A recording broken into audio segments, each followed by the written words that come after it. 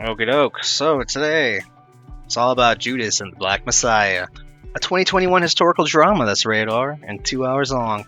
97% on Rotten Tomatoes with for the critic score and 95% with audience members. The critics' consensus being an electrifying dramatization of historical events, Judas and the Black Messiah is a forceful condemnation of racial injustice and a major triumph for its directors and stars. Wow, I did not expect the critic consensus to be that adamant about about the racial injustice element, which I think is impressive anyway in the film.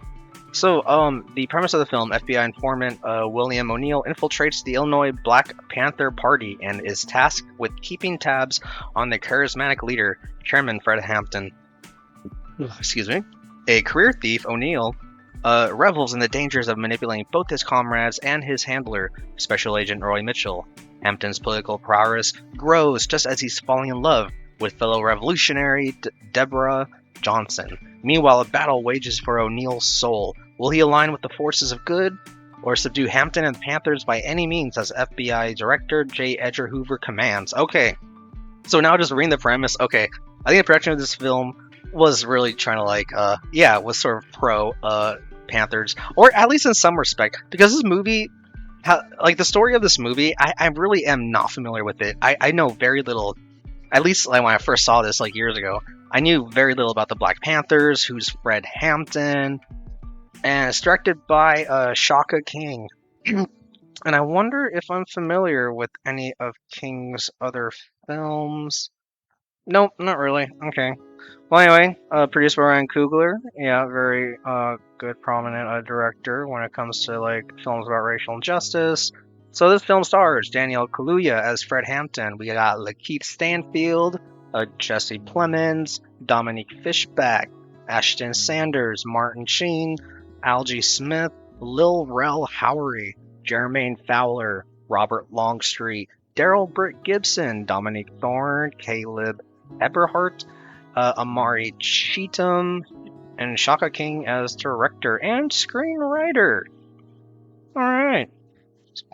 So I'm gonna go on to the wiki page and just get a little more, because the wiki has a lot of information on this film. I think it'd be easier to talk about like my thoughts on it if we go through it. Yeah. So one thing I liked about this film was the character of Fred Hampton. Like I guess the one of the leaders in the Black Panther movement like back then. When does this film take place? 1968. Yeah, and Fred Hampton, even though he was obviously for Black Panthers, which is a big with a big sort of political movement about what do you call it, political autonomy or rights for Black people. I liked how in the film you see Fred Hampton also trying to engage with like poor people, like white people, like Native Americans, Hispanics, because another big part of Fred Hampton I didn't know about is actually trying to explain to poor people, or like when it comes to wealth inequality, that like they're very similar in their situations than the differences that like media that tries to divide people would would tell them, or so that was cool. I like that Hampton was shown as trying to reach out to not just Black people but also like poor people of all different ethnicities, in the U.S. So that this guy was a big deal. Black Panthers were a big deal. Maybe I wish I had a thing about Black Panthers to kind of like talk about.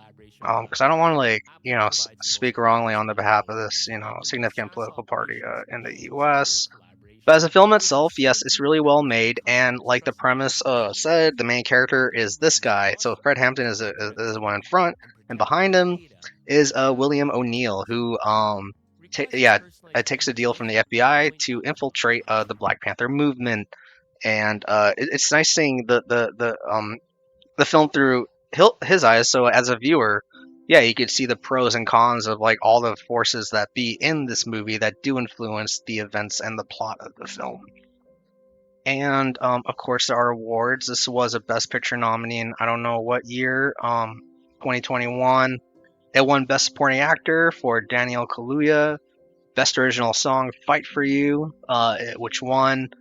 At the African American Film Critics Award, it won all the awards for Best Picture, Best Supporting Actor, Best Supporting Actress, Breakout Director.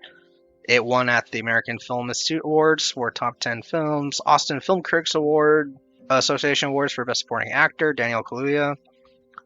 Yeah, I won a couple of Black Reel Awards, Best Supporting Actor and Actress, and the British Academy Film Awards. I won for Best Supporting Actor. Yeah, Supporting Actor, Daniel Kaluuya. Yeah, killed at the awards that year. At the Critics' Choice Movie Awards, he also won for Best Supporting. Same with the Dallas Fort Worth Film Critics Association Awards. And at the Dorian Awards, and at the Georgia Film Critics Association Awards. Sorry about that. It's a lot of awards. It's a lot. I'm not gonna go through them all. But good job, Daniel Kaluuya. All right. So that's the review of Judas and the Black Panther. I do recommend it if you want to learn more about like Fred Hampton, the Black Panthers, and like even just as a spy film, like having an FBI someone on the FBI working for them, like infiltrating this really supposed like kind of controversial group that like a lot of people see as controversial. And obviously a historical drama. It's good. It's really good. So I recommend it. And that's all I'm gonna say about that. So until then, take it easy, guys. Peace.